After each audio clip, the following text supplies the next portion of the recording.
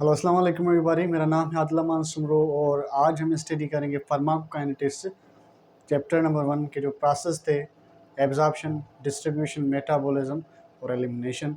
इनको one by one हम step by step clear आज करेंगे। और उसके अलावा लास्ट क्लास के अंदर हम डिस्कस किया था रूट ऑफ ड्रग एडमिनिस्ट्रेशन को। ज़ायरा फार्माकोकाइनेटिक्स में हम पढ़ते हैं कि बॉडी हमारी ड्रग के साथ क्या करती है। 4 प्रोसेस करती है, एब्जॉर्प्शन, डिस्ट्रीब्यूशन, मेटाबॉलिज्म और एलिमिनेशन। ये कब करेगी? जब बॉडी में ड्रग आएगी और जो पाथवेज होते हैं जिनसे ड्रग हमारी बॉडी में आती है उनको हम रूट ऑफ ड्रग एडमिनिस्ट्रेशन बोलते हैं। तो हम पार्ट 1 और पार्ट 2 में हमने सारे route of drug administration cover up किए थे। तो जिन्होंने पार्ट 1 और पार्ट 2 नहीं देखा रूट ऑफ ड्रग एडमिनिस्ट्रेशन को, तो ये वीडियो फ़िलहाल स्टॉप करें। डिस्क्रिप्शन में उनकी लिंक दी हुई है, आप वो वीडियोस फर्स्ट ऑफ ऑल देखें, then you will watch this video as well. So आज हम स्टार्ट करेंगे फार्माकोकाइनेटिक्स के प्रोसेस को। 4 प्रोसेस हैं ओवरऑल, जिनको कलेक्टिवली हम क्या बोलते हैं? फार्माकोकाइनेटिक्स बोलते हैं। तो फार्माकोकाइनेटिक्स हमने पढ़ा था, क्या होता है भाई? ये ब्रांच होती है फार्माकोलॉजी की, जिसमें हम पढ़ते हैं कि हमारी बॉडी ड्रग के साथ क्या करती है। इसकी स्टडी को हम क्या बोलते हैं? फार्माकोकाइनेटिक्स बोलते हैं। तो कौन कौन से प्रोसेस करती है भाई जब ड्रग हमारी बॉडी के अंदर आती है रूट ऑफ ड्रग एडमिनिस्ट्रेशन से? तो क्या होता है उसका? First of all absorption. Number first, हमारी बॉडी क्या करती है? उस ड्रग को एब्जॉर्ब करती है साइड पे और सिस्टमेटिक सर्कुलेशन में दाखिल करती है। उस प्रोसेस को क्या बोलते हैं? एब्जॉर्प्शन। और इसके अलावा दूसरा प्रोसेस कौन सा परफॉर्म करती है भाई? एब्जॉर्ब करके उसको टिश्यूज़ के पास ले जाती है, इंटरस्टिशियल फ्लूइड और यहाँ सेल के इंट्रासेलुलर फ्लूइड के कंपार्टमेंट के अंदर। इस प्रोसेस को हम क्या बोलते हैं? डिस्ट्रीब्यूशन बोलते हैं। और उसके अलावा जब ये अपना इफ़ेक्ट दिखाती है, अगर एक्टिव ड्रग है तो अपना इफ़ेक्ट दिखाएगी, देन वो रिमूव होना चाहिए। अगर नहीं होगी तो क्या करेगी? टॉक्सिसिटी काज कराएगी। तो उसका तीसरा प्रोसेस स्टार्ट होता है, जिसको हम क्या बोलते हैं? मेटाबॉलिज्म बोलते हैं। क्या बोलते हैं भाई? मेटाबॉलिज्म। अगर एक्टिव ड्रग है तो मेटाबॉलिज्म होगा उसका। उस मेटाबॉलिज्म के ज़रिए वो एक्टिव ड्रग क्या हो जाएगी? इनएक्टिव, मोर पोलर हो जाएगी और बायोलॉजिकल मेम्ब्रेन को क्रॉस नहीं कर सकती। और देन बिलियरी ट्रैक्ट के ज़रिए या यूरिनरी पाथवे के ज़रिए वो बॉडी से क्या हो जाएगी भाई? चौथा प्रोसेस होगा उसका, एलिमिनेट हो जाएगी। मीन्स चौथा प्रोसेस कौन सा होता है? एलिमिनेशन। अगर इनएक्टिव ड्रग है तो क्या होगा? प्रोड्रग जिसको बोलते हैं, वो एब्जॉर्प्शन, डिस्ट्रीब्यूशन होगी तो मेटाबॉलिज्म होगा उसका।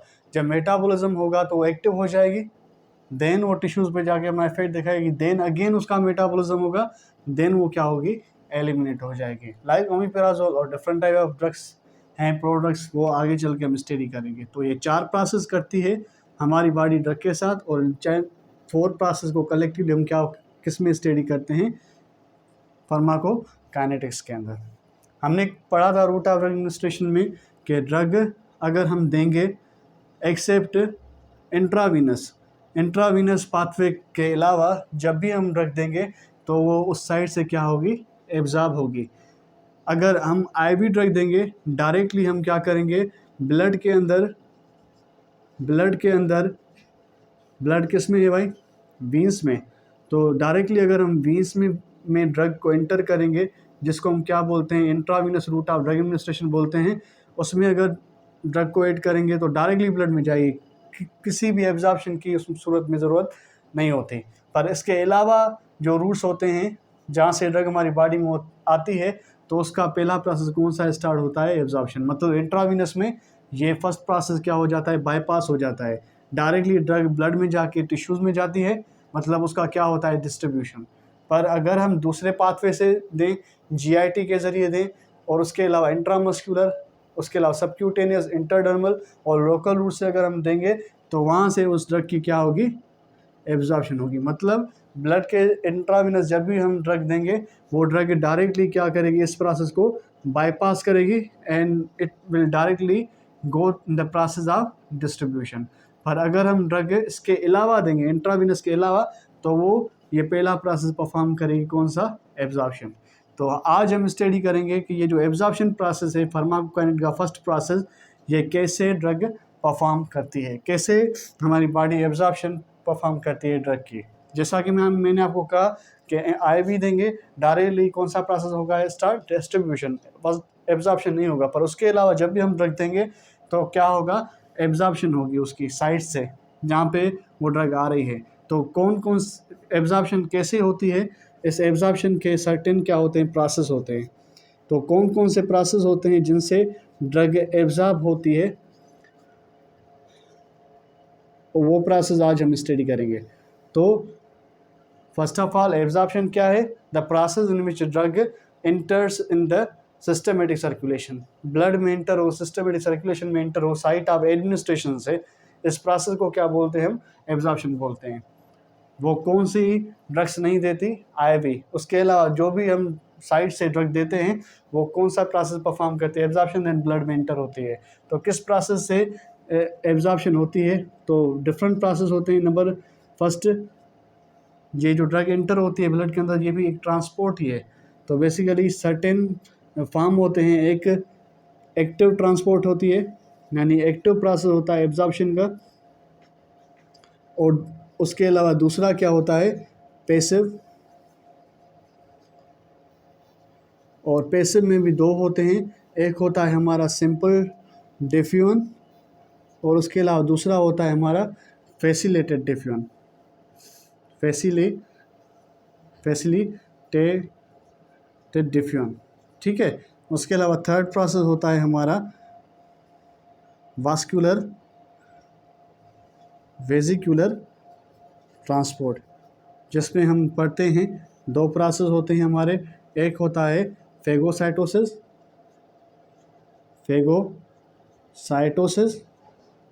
और उसके अलावा दूसरा प्रोसेस कौन सा होता है, पाइनोसाइटोसिस। मतलब ये ओवरऑल 3 प्रोसेस हैं, एक एक्टिव, दूसरा पैसिव, और तीसरा कौन सा है, वेजिकुलर। इन तीनों प्रोसेस से ड्रग क्या होगी, सेल से पास होगी और किस में इंटर होगी, सिस्टमेटिक सर्कुलेशन में। इस प्रोसेस को क्या बोलते हैं, एब्जॉर्प्शन। तो पहले पढ़ते हैं हम एक्टिव प्रोसेस, ऐसा प्रोसेस जिसमें ड्रग जो है हमारे सिस्टमेटिक सर्कुलेशन हो, साइड से एब्जॉर्ब होगी। फॉर एग्जांपल ये हमारा GIT है, फॉर एग्जांपल ये हमारा क्या है, GIT है, ठीक है। ये GIT है, ये इसका कौन सा पार्ट है भाई, इलियम पार्ट है। This one is the ilium part, इसमें क्या है, इलियम के सेल्स मौजूद हैं। तो जब ड्रग यहाँ पे आज आएगी तो क्या होगा, ये ड्रग इस इलियम के सेल्स को क्रॉस करके किस में जाएगी भाई, सिस्टमेटिक सर्कुलेशन में जाएगी। तो कैसे जाती है, ये ड्रग इन सेल्स को क्रॉस करती है और सिस्टमेटिक सर्कुलेशन में जाती है। प्रोसेस कौन सा है, एब्जॉर्प्शन। किस किस प्रोसेस जो जाती है, नंबर फर्स्ट प्रोसेस क्या होता है, एक्टिव ट्रांसपोर्ट, ऐसा प्रोसेस जिसमें ये इलियम के जो सेल्स हैं, मतलब जहाँ साइड पे ड्रग आ रही है उसके जो सेल्स हैं, ATP को इस्तेमाल करके इसको क्या करें, एब्जॉर्ब करें, और देन ये सिस्टमेटिक सर्कुलेशन में जाए। ऐसे पाथवे को क्या बोलते हैं हम, एक्टिव ट्रांसपोर्ट बोलते हैं। मतलब ऐसी ट्रांसपोर्ट जिसमें जो ड्रग है against the concentration gradient move करे, मतलब सेल क्या करे, अपनी एनर्जी इस्तेमाल करके उसको क्या करे, इंटर कराए ब्लड के अंदर। ऐसी एब्जॉर्प्शन को क्या बोलते हैं हम, एक्टिव एब्जॉर्प्शन, और मतलब एक्टिव ट्रांसपोर्ट बोलते हैं, ठीक है। इसमें क्या होती है, एनर्जी क्या होती है, एब्जॉर्ब होती है। ज़ाहिरा सर्टेन ड्रग होंगी, for example some cationic drug होगी, ज़ाहिरा वो आसानी से इंटर नहीं होगी, बायोलॉजिकल मेम्ब्रेन को क्रॉस नहीं कर सकती। तो वो कैसे इंटर होगी, क्या होगा इसमें, एक्टिवली क्या होगा, उसमें एनर्जी इस्तेमाल होगी, देन वो ड्रग से क्या होगी, ब्लड में सिस्टमेटिक सर्कुलेशन में जाएगी। तो ऐसे ट्रांसपोर्ट को क्या बोलते हैं हम, एक्टिव ट्रांसपोर्ट बोलते हैं। सम ड्रग एक्टिवली क्या होती हैं, यानी सेल क्या करते हैं, साइड से जहाँ पे ड्रग रखी हुई है, यहाँ जहाँ से ड्रग आती है वहाँ से सिस्टमेटिक सर्कुलेशन में उसको जाना है, तो सेल क्या करते हैं, सम एनर्जी इस्तेमाल करके उसको भेजते हैं। तो ऐसे ट्रांसपोर्ट को क्या बोलते हैं, एक्टिव ट्रांसपोर्ट बोलते हैं। उसके अलावा दूसरा प्रोसेस होता है जिसको हम क्या बोलते हैं, पैसिव। ऐसा प्रोसेस जिसमें कोई भी एनर्जी सेल इस्तेमाल ना करे, डायरेक्टली क्या हो, drug without any energy concentration gradient क्या करे, मूव करे। ऐसे ट्रांसपोर्ट को क्या बोलते हैं हम, पैसिव ट्रांसपोर्ट बोलते हैं। तो ये कौन कौन सी ड्रग दिखाती हैं, वो ड्रग्स दिखाती हैं जिनका मॉलिक्यूलर वेट एक क्या हो, लो हो। उसके अलावा वो वो ड्रग्स जो नॉन पोलर हो, मतलब नॉन पोलर हो। नॉन पोलर का मतलब क्या हो? लिपोफिलिक हो। क्या हो? लिपोफिलिक हो। ये जो ड्रग्स होती हैं ये डायरेक्टली जब भी हमारी बॉडी में इंटर होती हैं, मतलब हमारे सिस्टमेटिक रूट से या लोकल रूट से, जब भी हम साइट पे पहुंचेंगी, क्या होगा, जिसका जैसा कि इनका मॉलिक्यूलर वेट क्या है, लो है, और इनकी कंसंट्रेशन यहाँ पे ज़्यादा है, और नॉन पोलर होने की वजह से बायोलॉजिकल मेम्ब्रेन को आसानी से क्रॉस कर सकेंगे।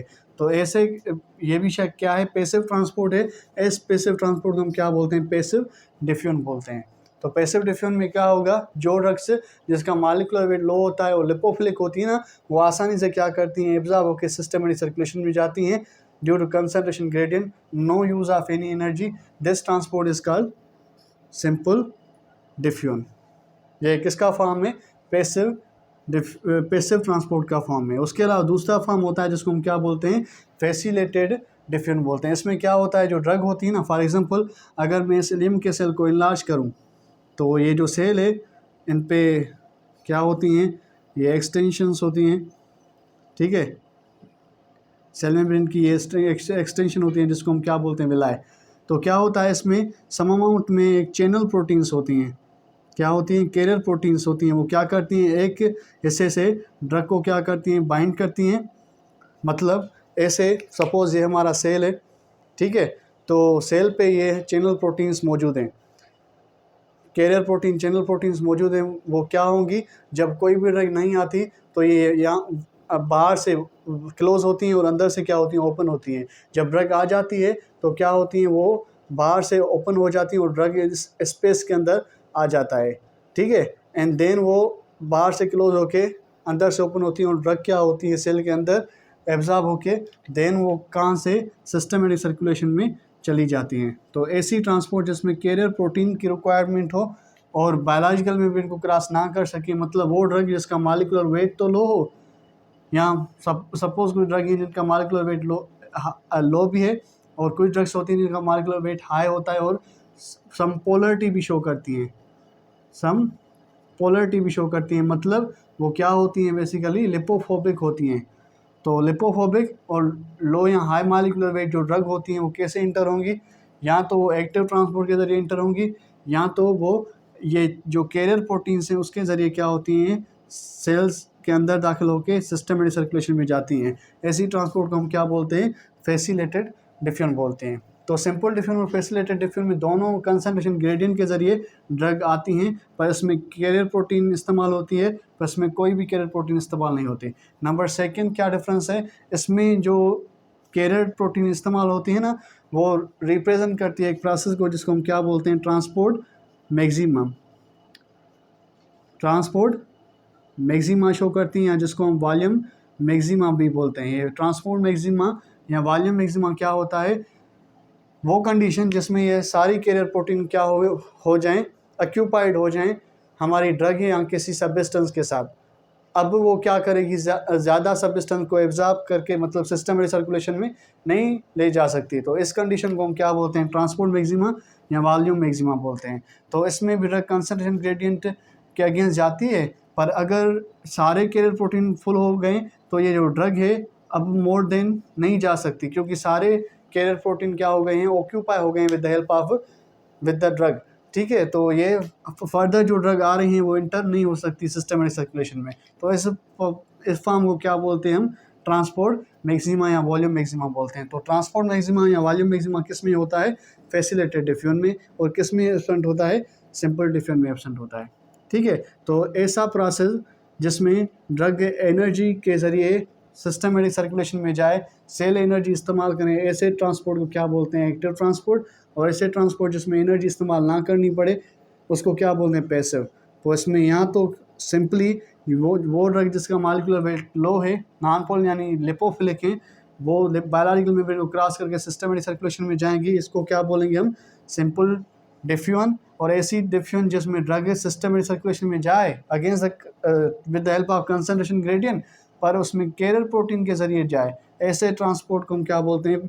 Facilitated diffusion. और वो क्या शो करता है? ट्रांसपोर्ट मैक्सिमा या वॉल्यूम मैक्सिमा। मतलब एक लिमिट आ जाएगी जिसके ऊपर फैसिलिटेटेड डिफ्यूजन स्टॉप हो जाएगी, उस लिमिट को क्या बोलते हैं, ट्रांसपोर्ट मैक्सिमा या वॉल्यूम मैक्सिमा, जो कौन सी ट्रांसपोर्ट शो नहीं कर सकती, सिंपल डिफ्यूजन, पर कौन सी शो करती है, फैसिलिटेटेड डिफ्यूजन शो करती है। उसके अलावा दूसरा फॉर्म पाथवे क्या होता है, जिससे ड्रग एब्जॉर्ब होकर सिस्टम में सर्कुलेशन में जाएगी, वो ड्रग जिसका मॉलिक्यूलर वेट टू मच लो हाई होता है, मतलब जो कॉन्जुगेट मॉलिक्यूल के साथ बनी होती हैं या चार्ज्ड होती हैं, उनका मॉलिक्यूलर वेट बहुत क्या होगा, हाई होगा। वो ड्रग कैसे एब्जॉर्ब होंगी, वो बेसिकली सेल मेम्ब्रेन क्या करती है, इन्वेजिनेशन करती है। मतलब सपोज ये हमारा सेल है, वो क्या करेगी, अंदर की तरफ इन्वेजिनेशन करेगी।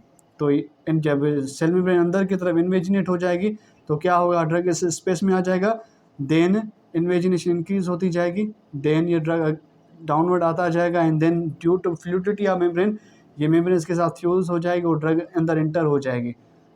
और ऐसे ही ये वेजिकल जो है ये फ्यूज़ होके इससे ड्रग को रिलीज़ करेगी किस में, सिस्टमेटिक सर्कुलेशन में। इस ट्रांसपोर्ट को क्या बोलते हैं हम, वेजिकुलर ट्रांसपोर्ट बोलते हैं। तो इसमें दो फॉर्म होता है, दो फॉर्म होता है बेसिकली, वेजिकल ट्रांसपोर्ट करती हैं, यहाँ तो फेगोसाइटोसिस प्रोसेस होता है, यहाँ तो पाइनोसाइटोसिस प्रोसेस होता है।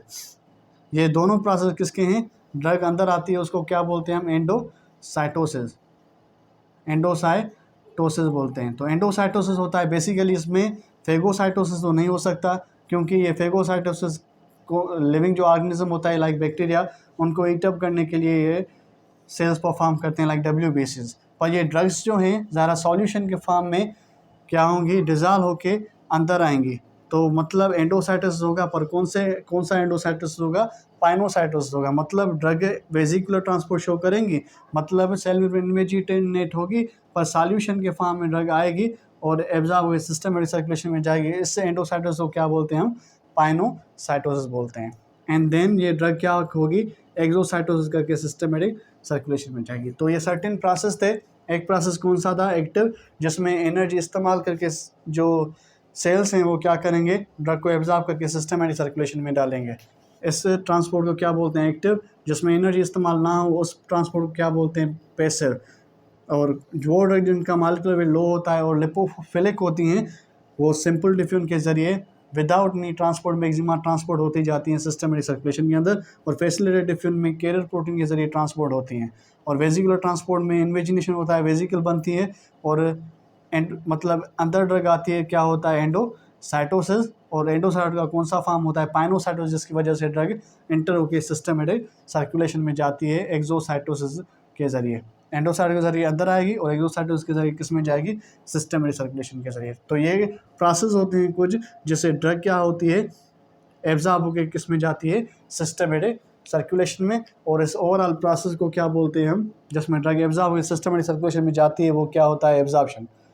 तो इसमें ये प्रोसेस क्या करते हैं, हमें हेल्प करते हैं, एक्टिव, पैसिव, और उसके अलावा वेजिकुलर में, एंडोसाइटोसिस में, पाइनोसाइटोसिस। ठीक है। उसके अलावा क्या होता है, जब भी हम ड्रग क्या करते हैं, more and more, suppose drug की पॉइजनिंग हो गई, एक बंदे ने बहुत सारा ड्रग क्या कर लिया, इनटेक कर लिया, तो उसकी टॉक्सिक इफेक्ट बहुत ज़्यादा होंगे। टॉक्सिक इफेक्ट ज़्यादा होंगे तो हम क्या करते हैं, जिस पेशेंट में टॉक्सिसिटी बढ़ गई है वो ER में आएगा, इमरजेंसी में आएगा, तो हम उसकी टॉक्सिसिटी को रिड्यूस करते हैं। रिड्यूस कैसे करते हैं, ज़्यादा ड्रग ये जो इसने इनटेक किए वो फर्दर सिस्टमेटिक सर्कुलेशन में ना जाए, तो हम क्या करते हैं, इसको रोकते हैं। एक प्रोसेस होता है जिसमें हम ड्रग को सिस्टमेटिक सर्कुलेशन में जाने से रोकते हैं, एक सब्सटेंस से बाइंड होके। वो सब्सटेंस क्या होता है, चारकोल एक क्या होता है, केमिकल सब्सटेंस होता है, जिसको हम देते हैं उस बंदे के अंदर, जिसमें क्या होती है, ड्रग की टॉक्सिसिटी बहुत ज़्यादा होती है, मतलब ड्रग पॉइजनिंग हो जाती है बॉडी के अंदर, और वो अनकॉन्शियस होता है, सीरियस होता है। तो हम क्या करते हैं, उस बंदे की ड्रग पॉइजनिंग को ख़त्म करते हैं। पहला स्टेप क्या करते हैं, उसको चारकोल देते हैं। वो चारकोल क्या करता है, ये जो भी ड्रग इसने इनटेक की है, GIT के ज़रिए सपोज इनटेक की हैं, वो क्या होती हैं, वो इससे चारकोल्स के साथ बाइंड हो जाती हैं। इस चारकोल के साथ क्या हो जाती हैं, बाइंड हो जाती हैं, और ये चारकोल जो है इस ड्रग को लेकर फीकल मैटर के ज़रिए हमारी बॉडी से निकल जाता है। तो आहिस्ता आहिस्ता ड्रग निकलती जाती है ओरल फीकल रूट से, किसकी मदद से, चारकोल की मदद से। और ये जो ड्रग बाइंड हो रही है चारकोल के साथ, इस प्रोसेस को हम क्या बोलते हैं, एडिजॉर्प्शन बोलते हैं। क्या बोलते हैं, एड्स आर एड्सॉर्प्शन बोलते हैं। इसमें ड्रग सिस्टमेटिक सर्कुलेशन में नहीं जाती, इससे सरफेस पे ही रहती है, और ये चारकोल ऐसा ऐसा इसको बाइंड करके क्या करते हैं, ओरल फीकल रूट से फीकल मैटर के जरिए निकल देता है। इस प्रोसेस को क्या बोलते हैं, हम एब्जॉर्प्शन बोलते हैं। तो जब टॉक्सिटी हो जाती है तो हम एब्जॉर्प्शन को रिवर्स करते हैं। कौन सा प्रोसेस करवाते हैं, एब्जॉर्प्शन। और बंदे में कौन सा केमिकल देते हैं, चारकोल। ये चारकोल क्या करता है, ड्रग को सिस्टमेटिक सर्कुलेशन में नहीं जाने देता, अपने सरफेस से बाइंड करके रख देता है। और देन पेरास्टालिसिस होती है, जब ओरोफिकल डिफिकेशन का टाइम आता है तो ये चारकोल ड्रग को लेकर बॉडी के साथ बाहर जाती है। तो इस प्रोसेस को क्या बोलते हैं, एब्जॉर्प्शन, जो अपोजिट होता है किससे, एब्जॉर्प्शन से। ठीक है, तो हाँ ये हम टॉक्सिकोलॉजी हम चैप्टर नंबर 48 फार्माकोलॉजी का स्टडी करेंगे, तब हम इसको पढ़ेंगे। ठीक है, तो ये रिवर्सल प्रोसेस होता है जिसमें हम सिस्टमेटिक सर्कुलेशन में ड्रग को जाने से रोकते हैं। कौन सा केमिकल इस्तेमाल करके, चारकोल। और कौन सा प्रोसेस होता है, एब्जॉर्प्शन। बहरहाल ड्रग्स IV के अलावा जिस भी रूट से देंगे तो वो ड्रग सिस्टमेटिक सर्कुलेशन में जाएगी। कौन सा प्रोसेस परफॉर्म होगा, एब्जॉर्प्शन। और कौन कौन से प्रोसेस से जाएगी, एक्टिव, पैसिव और वेसिकुलर ट्रांसपोर्ट के ज़रिए। तो कुछ फैक्टर्स होते हैं जो इस एब्जॉर्प्शन को क्या करते हैं, इफेक्ट करते हैं। अब हम उन फैक्टर्स को क्या करेंगे, स्टडी करेंगे। अभी हम एब्जॉर्प्शन पढ़ा कि वो प्रोसेस जिसमें ड्रग एब्जॉर्ब हो गए सिस्टमेटिक सर्कुलेशन में जाए। एब्जॉर्प्शन उस प्रोसेस को करते हैं।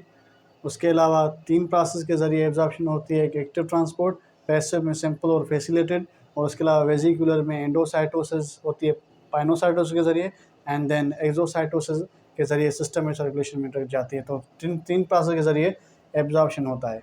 अभी हम फैक्टर्स पढ़ेंगे जिस पे जो है एब्जॉर्प्शन प्रोसेस डिपेंड करता है। तो कौन से जो है फैक्टर्स हैं जो इफेक्ट करते हैं एब्जॉर्प्शन ऑफ ड्रग को। तो 2 फैक्टर्स होते हैं, एक ड्रग रिलेटेड फैक्टर्स होते हैं, मतलब वो फैक्टर्स जो ड्रग के साथ रिलेटेड हो, और दूसरे फैक्टर्स होते हैं जो होस्ट या पेशेंट के साथ रिलेटेड होते हैं, जो ड्रग को इनटेक कर रहा है। तो ये फैक्टर्स कौन से होते हैं, drug related factors. Number first जो फैक्टर होता है ये उसका मॉलिक्यूलर साइज़ होती है। क्या होती है, मॉलिक्यूलर साइज़। और मॉलिक्यूलर साइज़ को डिफाइन करना मतलब मॉलिक्यूलर वेट भी हम कह सकते हैं। वो ड्रग जिसका मॉलिक्यूलर वेट टू लार्ज होता है, मतलब मॉलिक्यूलर साइज़ बहुत लार्ज होती है, वो आसानी से सिस्टमेटिक सर्कुलेशन में नहीं जाते। तो वो ड्रग्स ही आसानी से सिस्टमेटिक सर्कुलेशन में साइड से एब्जॉर्ब होके जा सकती हैं जिसकी मॉलिक्यूलर वेट या मॉलिक्यूलर साइज़ क्या हो, कम हो। वो आसानी से साइड से एब्जॉर्ब होके पैसिव, एक्टिव या फैसिलिटेटेड वेसिकुलर ट्रांसपोर्ट के ज़रिए एब्जॉर्ब होकर सिस्टमेटिक सर्कुलेशन में जा सकती है। मतलब जब भी कोई ड्रग एब्जॉर्ब होनी चाहिए तो उसका मॉलिक्यूलर वेट और साइज़ क्या होना चाहिए, लो होना चाहिए। नंबर सेकंड, उस ड्रग की नेचर से मुराद क्या है कि वो जो ड्रग होती है वो पोलर होती है या नॉन पोलर होती है। अगर आप भी अंदाज़ा लगाएं, अगर ड्रग सपोज़ पोलर होगी तो क्या होगा, अगर ड्रग पोलर होगी तो क्या होगा, बेसिकली बायोलॉजिकल मेम्ब्रेन्स लिपोप्रोटीन की बनी हुई हैं और उससे वही सब्सटेंस पास हो सकता है जो क्या हो, नॉन पोलर हो, लिपिड लाइक हो, लिपोफिलिक इन नेचर हो। तो जो सब्सटेंस पोलर होता है मतलब लिपोफोबिक होता है, लाइपोफोबिक होगा, तो वो आसानी से सेल मेम्ब्रेन क्रॉस नहीं कर सकता। तो ये जो पोलर ड्रग्स होती हैं ना, वो आसानी से हमारे सिस्टमेटिक सर्कुलेशन में नहीं जा सकते, तो उसके लिए एक्टिव ट्रांसपोर्ट रिक्वायर्ड होती है। तो बेसिकली ये जो ड्रग्स हैं पोलर, वो आसानी से सिस्टमेटिक सर्कुलेशन में नहीं जा सकती, या सिस्टमेटिक सर्कुलेशन में अगर जाएंगी तो बायोलॉजिकल क्रॉस करके दूसरे टिश्यूज में डिस्ट्रीब्यूट नहीं हो सकती। लाइक ब्लड ब्रेन बैरियर जो होता है वो कभी भी पोलर ड्रग्स को अलो नहीं करता, उसमें वो ही ड्रग पास हो सकती है जो लिपिड लाइक हो।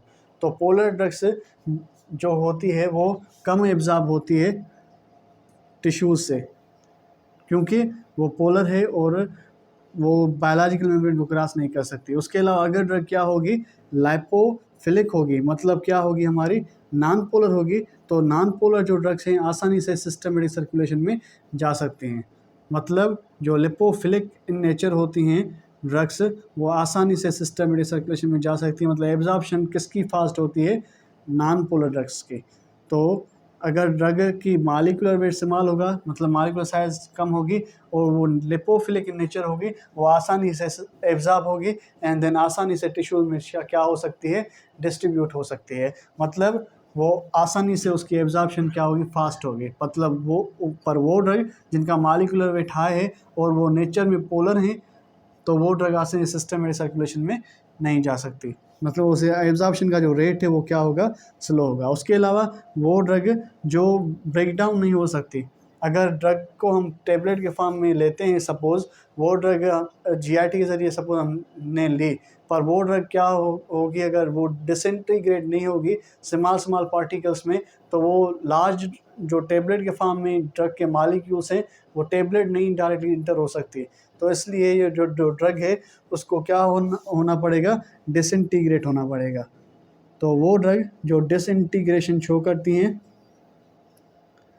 वो ड्रग जो डिसइंटीग्रेशन शो करती हैं, मतलब स्मॉल पार्टिकल्स में डिवाइड हो सकती हैं, वही आसानी से क्या हो सकेंगी, एब्जॉर्ब हो सकेंगे, मतलब सिस्टमेटिक सर्कुलेशन में जा सकेंगे। मतलब डिसइंटीग्रेशन उनका क्या होना चाहिए, हाई होना चाहिए। उसके अलावा अगर हम देखें कि जो ड्रग्स होती हैं वो नेचर के हिसाब से, एक तो पोलर और नॉन पोलर हो गया, उसके अलावा नेचर के हिसाब से तीन टाइप्स के ड्रग होती हैं। एक होती है एसिड, मतलब नेचर के हिसाब से अगर हम देखें तो अगेन नेचर के हिसाब से जो ड्रग होती हैं उनके तीन फॉर्म्स होते हैं। एक होती है एसिड, उसके अलावा दूसरी क्या होती हैं, बेसिक, और तीसरी क्या होती हैं, न्यूट्रल। अगर हम इनको देखें तो ये जो एसिडिक ड्रग हैं, एसिडिक जो ड्रग्स होती हैं, वो उस एसिडिक ड्रग जब भी डिसइंटीग्रेट होगी, मतलब वो क्या होगी, क्या हो जाएगी, आयोनाइज हो जाएगी। आयोनाइज हो जाएगी। जब ये आयोनाइज हो जाएगी, किस मीडियम में ये आयोनाइज हो जाएगी, जिसमें क्या हो, एसिडिटी कम हो। ज़रा एसिडिटी कम होगी, एसिडिटी को कैसे डिफाइन करते हैं, वो सब्सटेंस जो हाइड्रोजन आयन डोनेट करे, वो क्या होता है, एसिड। वो जिस मीडियम के अंदर एसिड ज़्यादा होगा, मतलब उसकी क्या लो होगी, पीएच, क्योंकि पीएच क्या होती है, negative log of hydrogen ion concentration, मतलब हाइड्रोजन कंसनट्रेशन का इन्वर्स होता है पीएच। ठीक है, तो वो ड्रग जिसकी पीएच क्या होगी, सपोज हाइड्रोजन आयन ज़्यादा डोनेट करते हैं तो उसकी पीएच क्या होगी, लो होगी। तो वो ड्रग जिसकी पीएच लो होती है, वो किस मीडियम में ज़्यादा एब्जॉर्ब हो सकेगी, ज़ाहिर वो मीडियम जिसका पीएच क्या हो, बिल्कुल लो हो। मतलब एसिडिक ड्रग इसमें एब्जॉर्ब हो सकती हैं जिनका पीएच क्या हो, लो हो। फॉर एग्जांपल सर्टेन हमारी ड्रग्स हैं, सपोज़ कोई ए ड्रग है हम इनटेक कर रहे हैं, वो नेचर में क्या है, एसिडिक है, तो ज़ाहिरा वो ड्रग कहाँ पे हमारी बॉडी के अंदर एब्जॉर्ब होगी, जहाँ पे कौन सा मीडियम उसको देंगे, हम एसिडिक मीडियम देंगे। अगर एसिडिक मीडियम देंगे तो क्या होगा, ये जो पॉजिटिव आयंस हैं वो क्या करेंगे, इस ड्रग को ब्रेक ही नहीं होने देंगे। जब ब्रेक ही नहीं होने देंगे, अगर वो लिपोफिलिक इन नेचर, वो आसानी से सिस्टमेटिक सर्कुलेशन में चली जाएगी। मतलब वो ड्रग जिसकी पीएच क्या है, समहाउ एसिडिक है, वो आसानी से किस में एब्जॉर्ब हो सकेगी, एसिडिक मीडियम के अंदर ही एब्जॉर्ब हो सकेगी। ठीक है, तो इसके लिए हम क्या करते हैं, डिसइंटीग्रेशन को डिफाइन करने के लिए कांस्टेंट अप्लाई करते हैं, जिसको हम क्या बोलते हैं, पीके। पीके क्या होता है, पीके एसिड के लिए होता है और पीके भी बेस के लिए होता है। ये हम कांस्टेंट अप्लाई करते हैं जो डिफाइन करते हैं हाइड्रोजन आयन की कंसनट्रेशन को।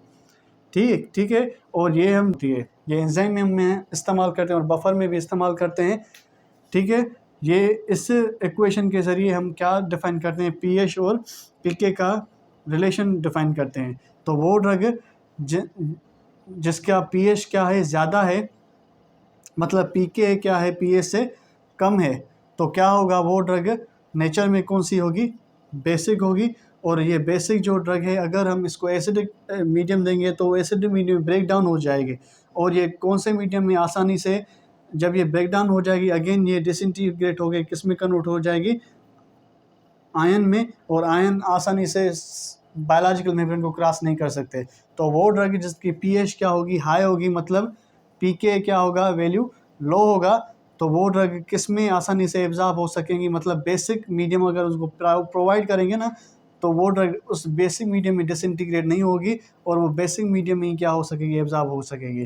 पर वो ड्रग जिसका पीके जो वैल्यू है, पीके वैल्यू वो क्या हो, ग्रेटर देन pH हो, मतलब उसकी pH क्या हो, कम हो। वो ड्रग नेचर में क्या होगी, एसिडिक, और उसको एब्जॉर्ब करने के लिए मतलब डिसइंटीग्रेट वो ना हो, तो कौन सा हम मीडियम प्रोवाइड करेंगे, एसिडिक मीडियम प्रोवाइड करेंगे। मतलब सपोज हम एक एसिडिक ड्रग ले रहे हैं तो उसका पीके वैल्यू क्या होगा, हाई होगा, पीएच कम होगी, तो वो अगर हम ड्रग देंगे तो वो स्टमक के अंदर जो पीएच है ना, वहाँ पे आसानी से एब्जॉर्ब होगी, बजाय स्मॉल इंटेस्टाइन इलियम में, क्योंकि वहाँ पर जो नेचर होती है वो क्या होती है, बेसिक होती है। ठीक है, तो इसलिए जो स्टमक के अंदर जो है एसिडिक ड्रग आसानी से एब्जॉर्ब होते हैं, पर अगर बेसिक ड्रग होगी वो कहाँ पे एब्जॉर्ब होंगी, हमारे इलियम के अंदर आसानी से एब्जॉर्ब हो सकेंगे। क्यों, क्योंकि वो बेसिक ड्रग का पीएच क्या है, बहुत हाई है, और पीके वैल्यू क्या है, कम है। तो इसको अगर हम डिसइंटीग्रेट नहीं होना चाहते तो इसको कौन सा हम मीडियम दें, बेसिक मीडियम दें। अगर बेसिक मीडियम देंगे तो वो आसानी से क्या होगी, ब्रेक डाउन नहीं हो सकेगी और आसानी से सिस्टमेटिक सर्कुलेशन में जाएगी।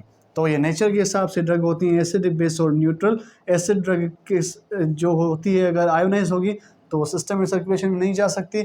उनको आयोनाइज ना होने के लिए हम वो ड्रग किस मीडियम से एब्जॉर्ब होगी, जो नेचर में क्या हो, एसिडिक हो। और एसिडिक ड्रग का पीके वैल्यू क्या होता है, हाई होता है पीएच से, अकॉर्डिंग टू हेसेल-बेच इक्वेशन।